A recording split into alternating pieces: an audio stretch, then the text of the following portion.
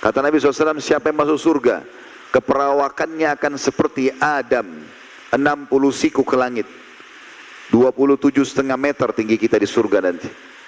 Kata Nabi SAW, Adam AS 60 siku ke langit, dan manusia terus memendek sampai menjelang hari kiamat.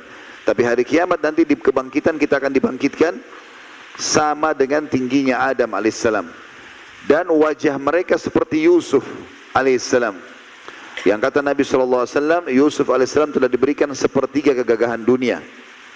Setiap orang melihatnya merasa sangat tertarik, dan diberikan hati seperti Ayyub, Nabi Ayyub AS, manusia yang tidak pernah berkeluh kesah, semuanya hidupnya bersyukur, baik dalam cobaan apalagi kalau dalam keadaan nikmat. Kemudian juga ada hadis-hadis yang lain yang kata Nabi SAW, sesungguhnya ahli surga akan diberikan istana-istana yang megah, sampai seseorang di antara mereka tidak pindah dari satu sisi istananya karena nikmatnya itu selama 70 tahun, baru dia pindah ke sisi yang lain. Dia akan diberikan dayang-dayang. Kata Nabi SAW, ahli surga yang paling rendah akan diberikan pelayan 10.000 orang. 10.000 orang. Setiap pelayan membawa 2 nampan dari makanan. Maka ahli surga itu akan makan dari nampan pertama sampai nampan terakhir, kenikmatannya sama. Karena ahli surga tidak akan pernah merasakan lapar dan tidak akan pernah merasakan lagi kenyang. Mereka makan bukan karena lapar, mereka berhenti bukan karena kenyang. Kalau kita makan karena lapar, kita targetnya menghabiskan makanan, maka kenikmatan makanan jadi hilang. Tapi kalau kita dalam kondisi tidak lapar, kemudian kita juga tidak kenyang, ditawarkan mau makan apa pak, mau makan apa bu, kita mesti bisa milih. Oh saya mau makan ini, saya mau makan, karena dia bisa nikmati, perutnya nggak lapar. Begitu juga kalau orang kenyang, kalau kenyang dia nggak bisa makan lagi, kenikmatan makanan hilang. Kalau dia sudah makan 2 piring, dikasih lagi ayam bakar, dikasih lagi ini, dia nggak bisa makan lagi. Maka ahli surga, kata Nabi SAW, makan dari nampan pertama sampai nampan terakhir, semuanya kenikmatannya sama, karena tidak ada lagi rasa kenyang.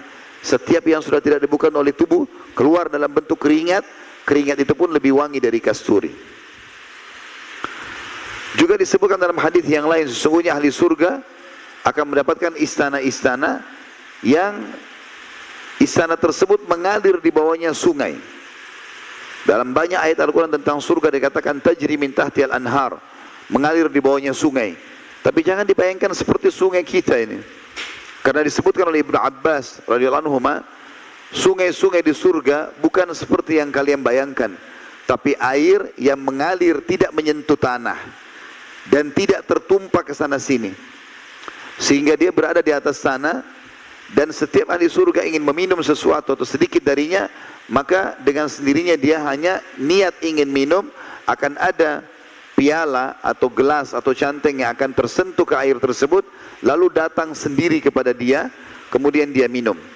Dan Allah memuji wadah-wadah ini sambil mengatakan, sungguh benar-benar sudah diukur dengan takaran yang tepat untuk mulutnya ahli surga, untuk kadar minuman yang keluar darinya. Intinya surga kenikmatan abadi yang sulit untuk digambarkan.